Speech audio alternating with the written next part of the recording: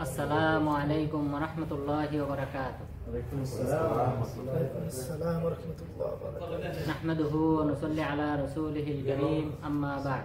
আউযু বিল্লাহি মিনাশ শাইতানির রাজীম। কুল ইয়া আইয়ুহাল কাফিরুন লা আ'বুদু মা তা'বুদুন। সম্মানিত উপস্থিতি, আজকে ইনশাআল্লাহ আমরা সূরা কাফিরুনের তাফসীর করব। তো সূরা কাফিরুন এটা মক্কায় অবতীর্ণ হয়েছে।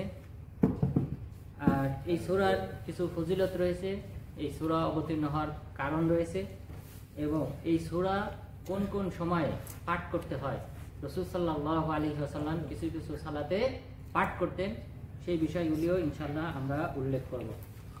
প্রথমত, এই সূরা কেন অবতীর্ণ হয়েছে তার কারণ হিসেবে যা উল্লেখ করা হয় তা হলো, মক্কার কুরাইশরা রাসূল সাল্লাল্লাহু আলাইহি ওয়াসাল্লামকে প্রস্তাব দিয়েছিল যে আপনি এক বছর আমাদের দেবদেবীর পূজা করবেন, আরেক বছর আমরা আপনার রবের উপাসনা করব।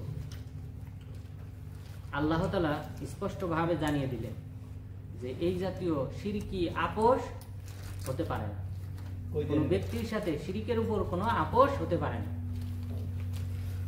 আল্লাহ তাআলা বলে দিলেন, লাকুম দীনুকুম ওয়ালিয়া দীন, তোমাদের দেবদেবীর পূজার ধর্ম তোমাদের, আর আমার তাওহীদের ধর্ম আমার, সুতরাং তোমাদের সাথে আমার কোনো আপোষ হতে পারে না। তাহলে আমরা সাবাবে নুজুল আমরা জানলাম যে কেন অবতীর্ণ হয়েছিল এই সূরাটি। এরপর দ্বিতীয়ত, এই সূরার ফজিলতটা হলো, এই সূরার একটা বিশেষ ফজিলত হলো যে নাউফেল বিন মুআবিয়া আল আশজাঈ রাদিয়াল্লাহু আনহু রাসূল সাল্লাল্লাহু আলাইহি ওয়াসাল্লামের কাছে আসলেন। আসার পর বললেন, ইয়া রাসূলুল্লাহ আল্লিমনি মা আকুলু ইযা আওয়াইতু ইলা ফিরাশি। ইয়া রাসূল, আমাকে এমন কিছু শিক্ষা দেন যা আমি বিছানায় যাওয়ার সময়, ঘুমাইতে যাওয়ার সময় পাঠ করব। তখন রাসূল সাল্লাল্লাহু আলাইহি ওয়াসাল্লাম বললেন, ইকরা কুল ইয়া আইয়ুহাল কাফিরুন সুম্মা নাম আলা খাতিমাতিহা, যে তুমি তোমার সর্বশেষ যে বাক্য হবে সেটা যেন হয় কুল ইয়া আইয়ুহাল কাফিরুন। এই সর্বশেষ বাক্যের উপর, কালিমার উপর, এই সূরার উপর তুমি ঘুমাবে। ফা ইন্নাহা বারাআতুম মিনাশ শিরক, কেননা এই সূরাটি হলো শিরক থেকে পবিত্র থাকার ঘোষণা। অর্থাৎ আমরা, আমাদের সাথে শিরকের কোনো সম্পর্ক নেই, সেই ঘোষণা দিয়েই আমি ঘুমাইলাম, সেই ঘোষণা দিয়েই আমি নিদ্রায় গেলাম, এবং আমি যেন তাওহীদের উপর অটল রইলাম। আর যে ব্যক্তি তাওহীদের উপর অটল থেকে মারা যাবে তার ঠিকানা হলো জান্নাত। রাসূল সাল্লাল্লাহু আলাইহি ওয়াসাল্লাম বলেছেন, মান কানা আখিরু কালামিহি লা ইলাহা ইল্লাল্লাহ দাখালাল জান্নাহ, যার সর্বশেষ বাক্য হবে লা ইলাহা ইল্লাল্লাহ, সেই ব্যক্তি জান্নাত। সুতরাং এই শিরক মুক্ত অবস্থায় এবং তাওহীদের উপর যদি কোনো ব্যক্তি নিদ্রা যায়, মৃত্যু হয়, তাহলে সেই ব্যক্তি জান্নাতি। এবং সে কথাই রাসূল সাল্লাল্লাহু আলাইহি ওয়াসাল্লাম এই নাউফেল বিন ফারওয়া আল আশজাঈ, নাউফেল বিন মুআবিয়া আল আশজাঈ রাদিয়াল্লাহু আনহুকে শিক্ষা দান করলেন। সুতরাং আমরাও ঘুমাইতে যাওয়ার সময় এই সূরা পাঠ করব। তাহলে ঘুমাইতে যাওয়ার সময় আমরা আগে একটা আমল জানলাম, সেটা হলো সুবহানাল্লাহ কতবার? 33 বার, আলহামদুলিল্লাহ 33 বার, আল্লাহু আকবার 34 বার। তাহলে ঘুমাইতে যাওয়ার সময় এটা একটা আমল। এরপর এই যে আরেকটা আমল, যে কুল ইয়া আইয়ুহাল কাফিরুন, এটা পাঠ করে ঘুমাইতে যাওয়া। এরপর এই সূরা কাফিরুন পাঠ করার সুন্নতি কিছু সময় রয়েছে, যে রাসূল সাল্লাল্লাহু আলাইহি ওয়াসাল্লাম বিভিন্ন আমলের সময় এই সূরাটা পাঠ করতেন। তার মধ্যে প্রথম যেটা, তা হলো আমরা যে তওয়াফ করে, বাইতুল্লাহ তওয়াফ করার পর মাকাম ইব্রাহিমের পিছনে 2 রাকাত সালাত আদায় করি, এই 2 রাকাত সালাতে কুল ইয়া আইয়ুহাল কাফিরুন পাঠ করতে হবে।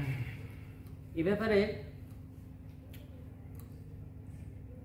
জাবের বিন আব্দুল্লাহ রাদিয়াল্লাহু আনহু তিনি বলেন, আন্না রাসূলুল্লাহ সাল্লাল্লাহু আলাইহি ওয়াসাল্লাম ক্বারা বিহাদিহি সূরা ওয়া বিকুল হুয়াল্লাহু আহাদ ফি রাকাতাই তাওয়াফ।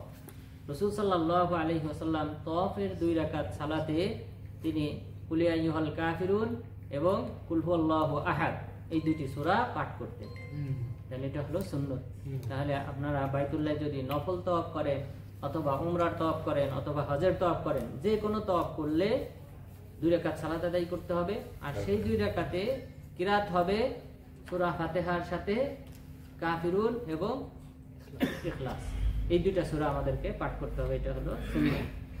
এরপর আরো যে সুন্নতি আমল সেটা হলো ফজরের যে 2 রাকাত সুন্নত রয়েছে, এই ফজরের 2 রাকাত সুন্নতেও এই সূরা কাফিরুন পাঠ করতে হবে।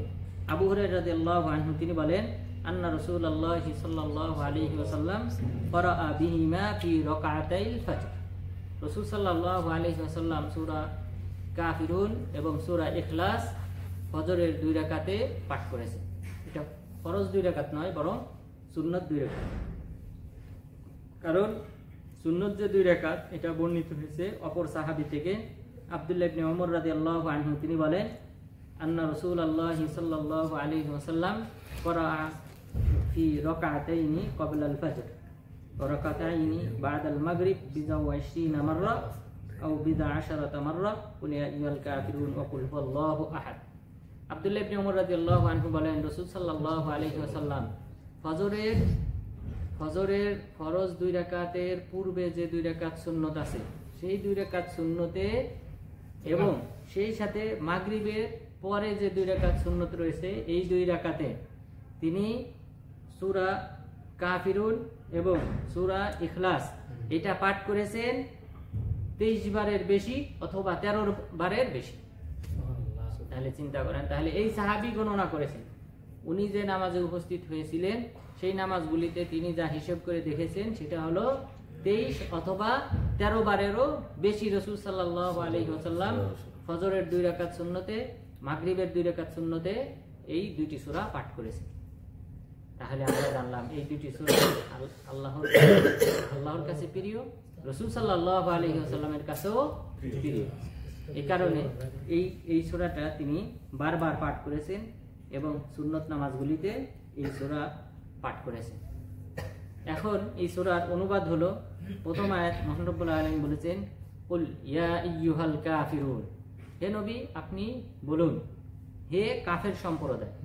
তাহলে এটা হলো বার্তা আল্লাহ তাআলার পক্ষ থেকে, রাসূল সাল্লাল্লাহু আলাইহি ওয়াসাল্লামের পক্ষ থেকে কাফেরদের কাছে বার্তা যে হে কাফের সম্প্রদায়, জেনে রেখো লা আ'বুদু মা তা'বুদুন, আমি ইবাদত করি না যার উপাসনা তোমরা করো। যে সকল দেবদেবী মূর্তির পূজা করো, বৃক্ষ, সেই সাথে সৎ ব্যক্তিগণ, ফেরেশতা ইত্যাদি যে সকল মাখলুকের তোমরা পূজা করো, উপাসনা করো, আমি তার উপাসনা করি না। ওয়ালা আনতুম আবিদুনা মা আ'বুদ, আর তোমরাও উপাসনাকারী নও আমি যার উপাসনা করি। আমি যে একক আল্লাহর উপাসনা করি সেই এক আল্লাহর উপাসনাকারী তোমরাও নও। ওয়ালা আনা আবিদুম মা আবাদতুম, আমিও উপাসনাকারী নই, তোমরা যে সকল দেবদেবীর পূজা করো, উপাসনা করো, সেই সকল দেবদেবীর উপাসনাকারী আমিও নই। ওয়ালা আনতুম আবিদুনা মা আ'বুদ, তোমরাও উপাসনাকারী নও আমি যে একক আল্লাহর উপাসনা করি। লাকুম দীনুকুম ওয়ালিয়া দীন, সুতরাং তোমাদের ধর্ম তোমাদের জন্য, আমার ধর্ম আমার জন্য। সুতরাং এক আল্লাহর উপাসনা করার যে প্রতিদান সেটা আমি উপভোগ করব, আর তোমরা যে দেবদেবীর পূজা করো, উপাসনা করো, এটার শাস্তিও তোমাদের ভোগ করতে হবে। এখানে লাকুম দীনুকুম ওয়ালিয়া দীন, এটার 2টা অর্থ হয়। দিন শব্দের অর্থ হলো যে প্রতিদান। আমরা জানি দিন শব্দের একটা অর্থ হলো প্রতিদান, যেমন সূরা ফাতিহাতে উল্লেখ করা হয়েছে মালিক ইয়াউমিদ্দিন, তিনি বিচার দিবসের মালিক, প্রতিদান দিবসের মালিক। তাহলে দিন এখানে শব্দটা এসেছে জাযা, প্রতিদানের অর্থে। ভালো আমল মন্দ আমলের যে প্রতিদান দেওয়া হবে কিয়ামত দিবসে, সেই প্রতিদান। এখানেও এই প্রতিদান অর্থ কোন কোন আলেম করেছেন, তাহলে অর্থ হবে লাকুম দীনুকুম, তোমাদের প্রতিদান তোমাদের জন্য, তোমরা যে দেবদেবীর পূজা করো তার প্রতিদান তোমাদের জন্য, আর আমি যে এক আল্লাহর উপাসনা করি তার প্রতিদান আমার জন্য। দ্বিতীয় আরেকটা অর্থ, যেটা দিন শব্দের অর্থ ধর্ম, এই অর্থ অনেক আলেমগণ করেছেন। তো সেই অর্থ হবে তোমাদের ধর্ম, অর্থাৎ তোমরা যে সকল দেবদেবীর পূজা করো এটা তোমাদের যে শিরিকের ধর্ম, সেই শিরিকের ধর্ম তোমাদের, আর আমার হলো তাওহীদের ধর্ম, এটা আমার। তাহলে এই দুটি অর্থ এখানে মুফাসসিরিনগণ করেছেন। তাহলে আমরা আজকের আলোচনায় যেটা জানতে পারলাম যে এই সূরা কাফিরুন এটা প্রকৃতপক্ষ অবতীর্ণ হয়েছে যখন মক্কার কুরাইশরা প্রস্তাব দিয়েছিল যে 1 বছর আপনি আমাদের দেবদেবীর পূজা করবেন, অপর বছর আমরা আপনার একক রবের উপাসনা করব। এই প্রস্তাবের প্রেক্ষিতে আল্লাহ তাআলা ঘোষণা জারি করলেন যে কোনো কাফের মুশরিকের সাথে আপোষ নয়, বরং আল্লাহ তাআলা বলেছেন ফাসদা বিমা তুমার, আপনাকে যা নির্দেশ দেওয়া হয় সেটা আপনি প্রচার করেন। কোনো ওয়ারিদ আনিল মুশরিকিন, মুশরিকদের থেকে আপনি মুখ ফিরিয়ে নিন, অর্থাৎ তাদেরকে আপনি কি করেন, আপনাকে ফাসদা, এটার কয়েকটা অর্থ করা যায়। ফাসদা বিমা তুমার, আপনাকে যা নির্দেশ দেওয়া হয়েছে তা দিয়ে তাদেরকে প্রতিহত করেন। সুতরাং কোনো আপোষ নেই, কাফের মুশরিকদের সাথে মুসলিমদের কোনো আপোষ নেই। তারা তাদের যে আল্লাহর বিধান রয়েছে, সেই তাওহীদের বিধান, সেটা তারা প্রচার করবে, তাদের সাথে কোনো প্রকার আপোষ হবে না। সেই ঘোষণা আল্লাহ তাআলা রাসূল সাল্লাল্লাহু আলাইহি ওয়াসাল্লামকে কাফেরদেরকে জানিয়ে দিতে বললেন। এরপর এই সূরাটি কয়েক ক্ষেত্রে আমল করতে হয়, কয়েক জায়গায় পাঠ করতে হয়। যে এই সূরাটি পাঠ করা সুন্নত, সেই সুন্নতি আমলের অন্যতম হলো যে এই সূরাটি যখন ঘুমাইতে যাওয়া হবে সেই সময় পাঠ করা সুন্নত। এরপর ফজরের 2 রাকাত সুন্নতে পাঠ করা সুন্নত। এরপরে তাওয়াফের 2 রাকাতে পাঠ করা সুন্নত। এরপর মাগরিবের যে 2 রাকাত রয়েছে সুন্নত, সেই 2 রাকাতেও পাঠ করা সুন্নত। সুতরাং আল্লাহ তাআলা যেন আমাদেরকে তাওহীদের উপর অটল থাকার মাধ্যমে এবং আল্লাহ তাআলা যে সকল বিধিবিধান দিয়েছেন সে সকল বিধিবিধান যথাযথভাবে পালন করার মাধ্যমে আল্লাহ তাআলার নৈকট্যশীল বান্দা হওয়ার তৌফিক দান করে। আমিন। আকুলু কাওলি হাযা ওয়াস্তাগফিরুল্লাহ লি ওয়া লাকুম ওয়া লিসাইরিল মুসলিমিন।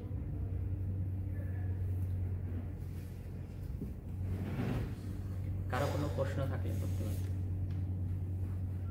তো আরেক ক্ষেত্রে একটা সুন্নত আছে, রমজান মাসে তোমরা 3 রাকাত পেতে বলি, সেক্ষেত্রে শেষের 2 রাকাতে এটা ছুটি গেছে বিতিরেও রাসূল সাল্লাল্লাহু আলাইহি ওয়াসাল্লাম এটা আমরা যে এইটা এসে হারামে দেখি যে আমরা বিতিরে এটা পড়ে সূরা আলা, বিতিরের নামাজে সূরা আলা এবং সেই সাথে